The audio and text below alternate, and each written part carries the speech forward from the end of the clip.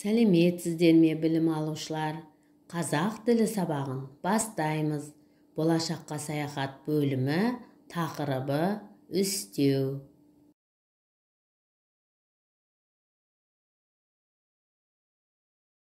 Сабағымыздың мақсаты тыңдаған материал бойынша тірек сөздерді белгілеу, ашық және жабық сұрақтарға жауап беру.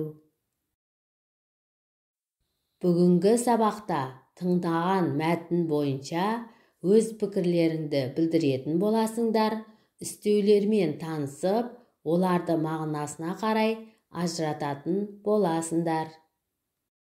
Білім алушылар, бәріміз суретке назар аударайық.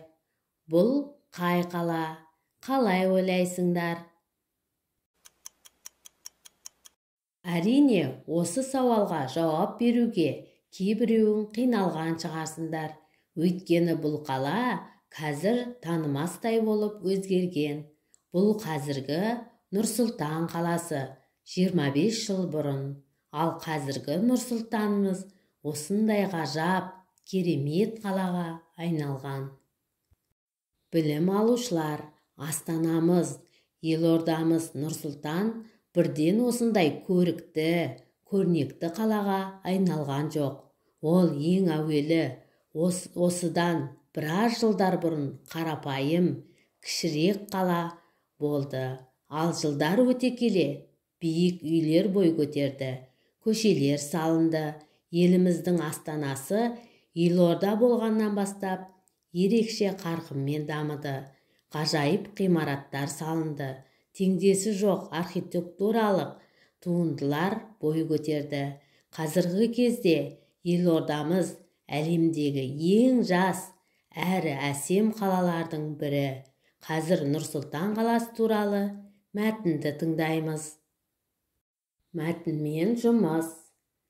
Қазақстан экономикалық кедергілерге қарамай, қиын да күрделі шешім қабылдады. 1997 жылы республиканың астанасы Ақмолаға көшірілді. Бұл шешім басқа елдерді де таң қалдырған еді. Аз ғана уақыттың ішінде бұрынғы провинционалдық қала адам танымастай өзгерді. Есілді бойлай президент сарайы, парламент ғимараты, Қаншатыр бейбітшілік пен келісім сарайы, Алау мұз айдыны сарайы, көп қабатты тұрғын үйлер мен ғимараттар жаңаша бой көтерді. Қазақ хандығының негізін салушылар Керей мен Жәнібек хандардың, қазақтың үш атақты биі Төле би, Қазбек би, Әйтеке бидің ескерткіштері халқын болашаққа бастағандай бейнеленген. Аспанға атылған ақ барыс мүсіні жас Қазақстанның 21 ғасырдағы жарқын да бақытты болашағының символындай елестейді. Астанамыз Нұр-Сұлтан қаласының болашағы әлі алда. Ол болашақтың қаласы. Тыңдалған мәтін бойынша сұрақтарға жауап берейік. Мәтін не туралы? Мәтінді тыңдау барысында көңіліңе қандай сезім ұялады?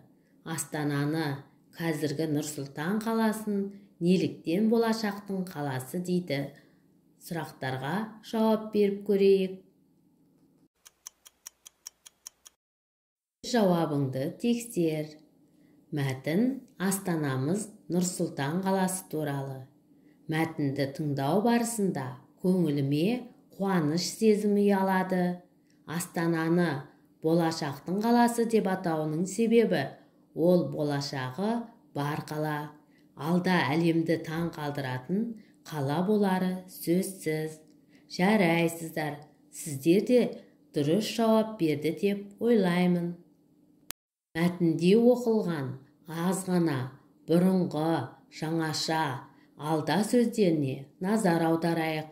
Бүгінге дейін сөз таптарының зат есім, есімдік, етістік, сын есім, сан есім сөз таптарымен танысқан болатынбыз. Біз бүгін сөз таптарының бірі үстеумен танысатын боламыз. Алан аға, біз қайда жүрміз? Біз үстеу әлеміндеміз. қара.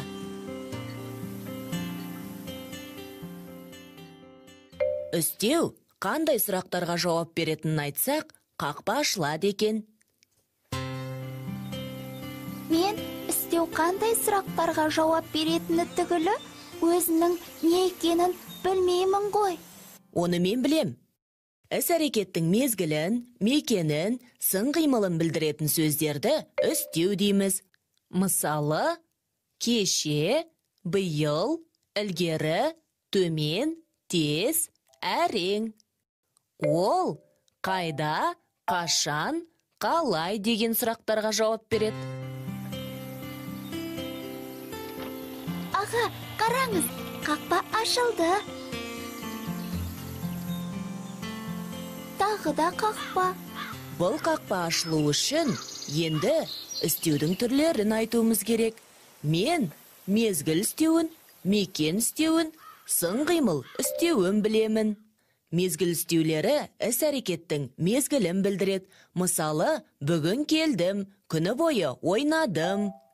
Мекен үстеулері іс-әрекеттің орнын, бағытын білдіреді. Мысалы, жоғары көтерілді, алға жылжыды.